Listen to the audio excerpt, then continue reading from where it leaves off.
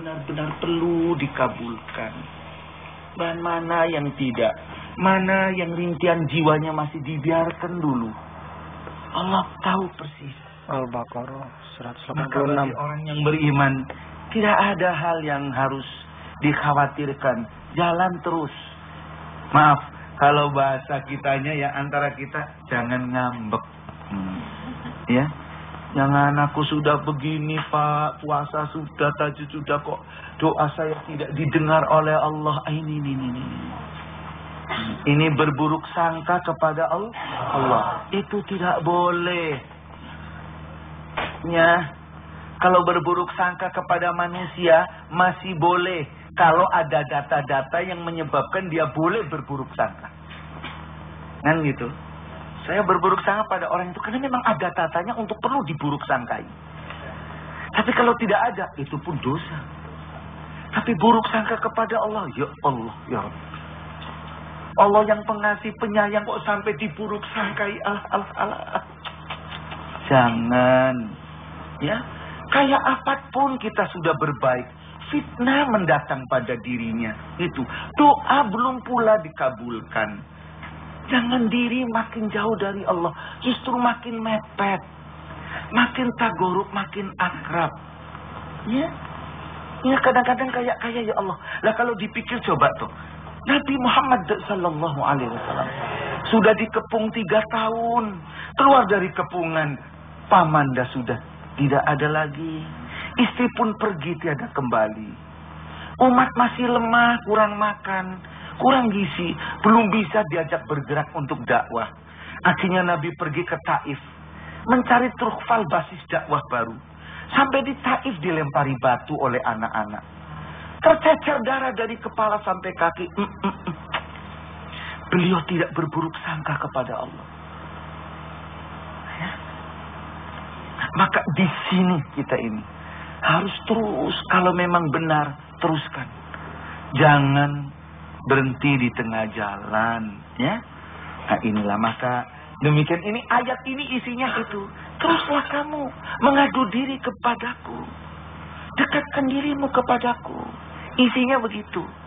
Ayat 186. Nah, coba kita simak ya ayatnya ya. Allah berfirman, A'udzubillahi minasyaitonirrajim. Bismillahirrahmanirrahim. Wa idza sa'alaka 'ibadi anni fa inni qarib. Ujibu da'watad da'i idza da'ani falyastajibu li wal yu'minu bi la'allahum yarshudun. Maknanya apa?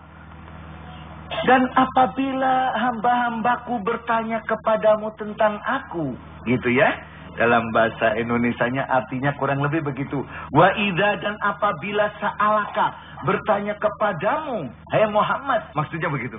Ibadi anni, sa'alaka, dia bertanya kepadamu, munyakaf domir muhotob, aidnya ila nabi, kepada Rasulullah. Apabila bertanya kepada engkau wahai Muhammad, ibadi, hamba-hambaku, anni, tentang aku, fa inni qarib, katakan sesungguhnya aku dekat. Dekat, apalagi kamu baru puasa, aku dekat. Ujibu da'watad da'i idza da'ani falyastajibu li wal yu'minu bi la'allahum yarshudun. Ini garib, aku dekat. Ujibu da'watad da'i, aku akan mengijabai, memenuhi, mengabulkan doa orang yang berdoa kepadaku.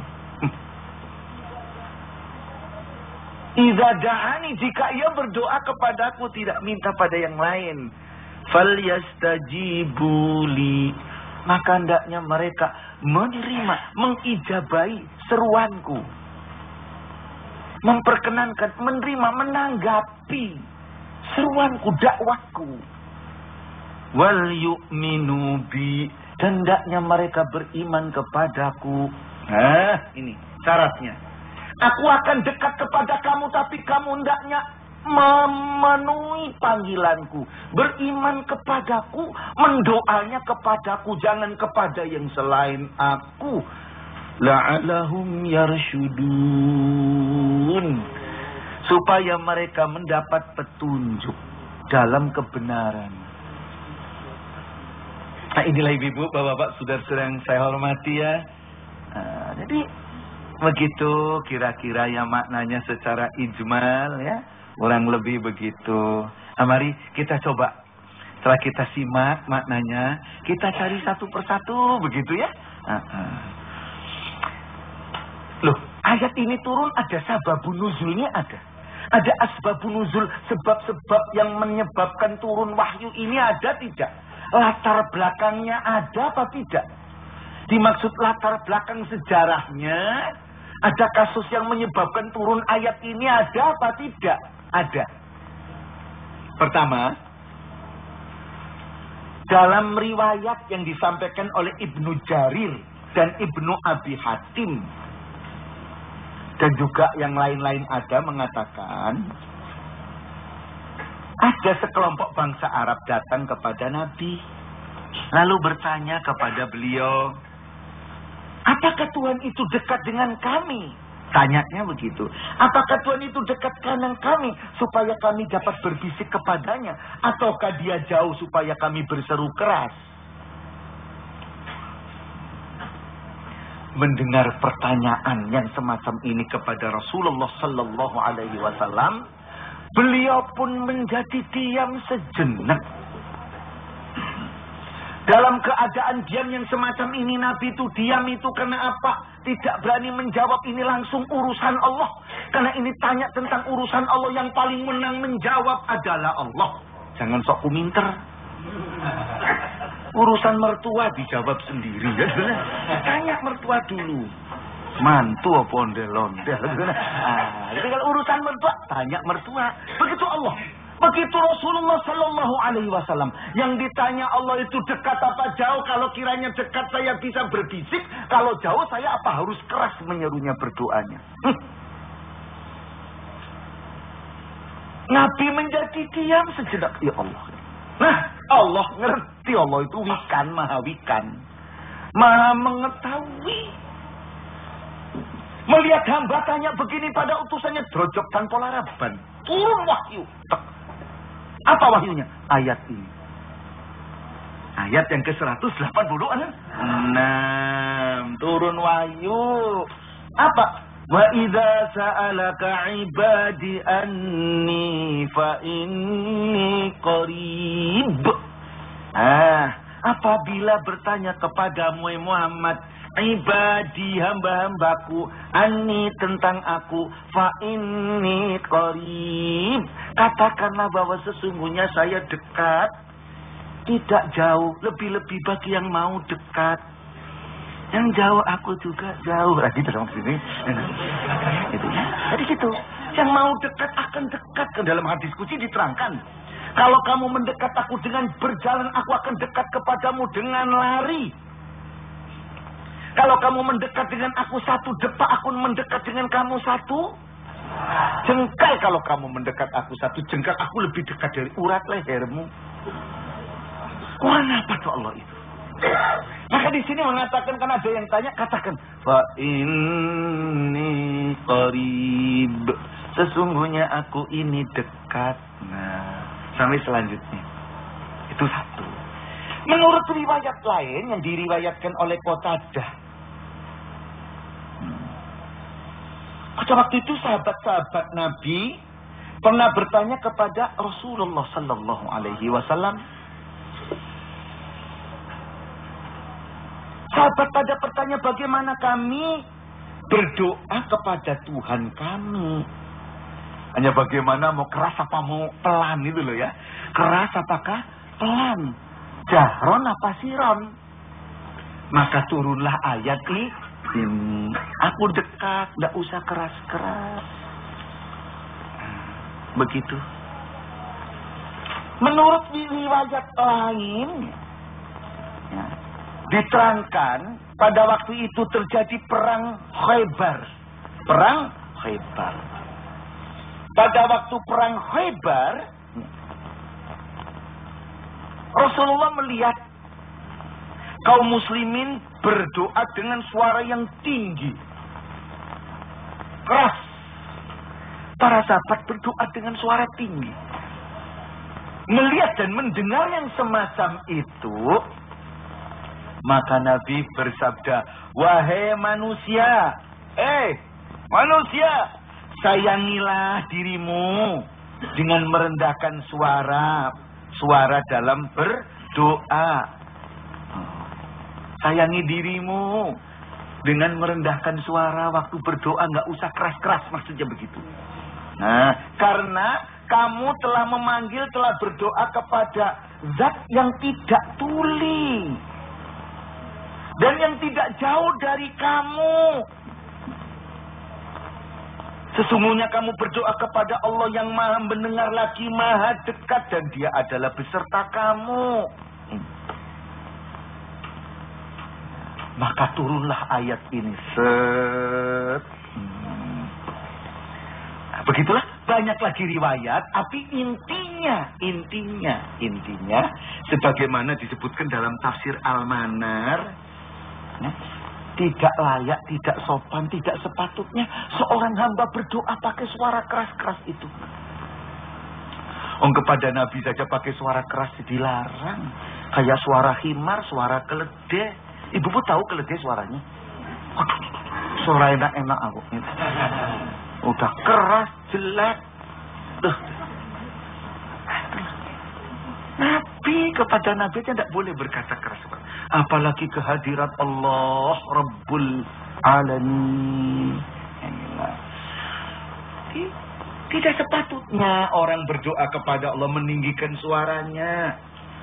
Lebih daripada yang semestinya itu tidak boleh. Tidak seperti yang ditunjuki oleh syariat. Itu tidak sopan. Ya ditinggikan sekedarnya, ya toh? Bab yang diseru ini Allah tidak tuli, kata Nabi begitu. Tidak jauh tapi dekat. Nah, inilah. Jadi ibu-ibu, kalau dilihat dari asbabun nuzul, sebab-sebabnya turun ayat ini adalah demikian. Maka diingat-ingat, kalau berdoa nggak usah keras-keras. Cukupan saja, sebab yang diseru adalah Allah yang maha mendengar. Inilah ibu-ibu, bapak-bapak, saudara-saudara yang saya hormati ya. Allah menandakan di sini, fa inni qarib, sesungguhnya aku dekat. Ini orang ramai lagi. Yang dekat ini apanya? Ini. Ulama sendiri ada beberapa pendapat. Fa inni qarib, sesungguhnya aku dah dekat. Ada sementara ulama yang mengatakan bahwa Allah Ta'ala itu dekat dengan hambanya. Ini dalam makna dekat secara maknawi, bukan dekat secara hissi. Dekat secara maknawi, bukan dekat secara hissi. Yang dekat itu bukan wujudnya secara hissi, tidak. Tapi maknanya dekat. Mengapa tidak secara hissi, tapi secara maknawi? Karena Allah tidak bermadah, tidak bermateri, tidak berjisim. Allah itu maha suci daripada madah, suci daripada materi. Allah itu maha dari segala bangsa cahaya yang lembut. Ya? Apalagi cahaya. Apalagi lembutnya air masih kalah dengan lembutnya cahaya. Lembutnya cahaya masih kalah dengan lembutnya hati orang. Sak lembut-lembuting cahya isi luwih lembut atine manungsa. Nek sak kasar-kasarnya kerbau masih lebih kasar hati orang yang tidak benar. Itu sudah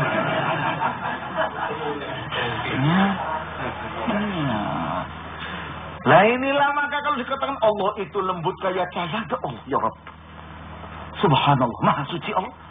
Tidak begitu, Allah tidak bermateri, tidak bermadah.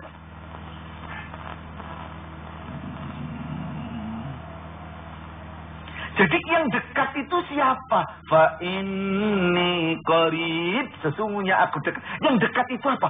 Yang dekat itu ilmu Allah. Ilmu Allah yang luas meliputi segala apa yang ada di dunia sampai akhirat. Itu ilmu Allah. Allah itu meliputi ilmunya segala yang mawjud. Jadi yang dekat itu ilmu Allah. Dengan ilmunya yang begitu luas dan begitu dalam, Allah dekat hingga bisa mengerti. Mengerti apa? Mendengar segala rintian hati hambanya. Dengan ilmunya yang begitu hebat, Allah maha melihat tingkah laku hambanya. Ini sementara ulama mengatakan demikian. Di antaranya adalah tafsir Al-Baitawi. Ya, dikatakan bahwa ini perumpamaan bagi kesempurnaan ilmu Allah. Ilmu Allah yang sempurna menyebabkan Allah dekat dengan hambanya. Ilmunya yang sempurna sehingga dekatnya kepada hamba-hambanya itu mepet. Maka tidak ada hambanya yang lepas dari kedekatan Allah. Selalu diobservasi, selalu didengar, selalu dimonitor, selalu dipantau. Jadi, mengapa ini jadi pembicaraan ya soal dekat Allah di Qarib ini? Ya, sebab jauh dekat di sini ini dimaksud jauh apa dekat dalam makna yang hakiki. Bukan jauh dekatnya kayak kita antar kita makhluk sama makhluk. Kalau jauh ya betul-betul fisiknya jauh, itu saja juga mengatakan biar jauh di mata, tapi dekat. Hati-hati, paling pinter ibu gitu tuh. Dulu kalau kirim surat kan gitu. Ya, inilah. Tapi kalau Allah tidak, ini masalah hakiki. Allah itu hanya ibar saja, hanya alamat supaya untuk menjadi dekat.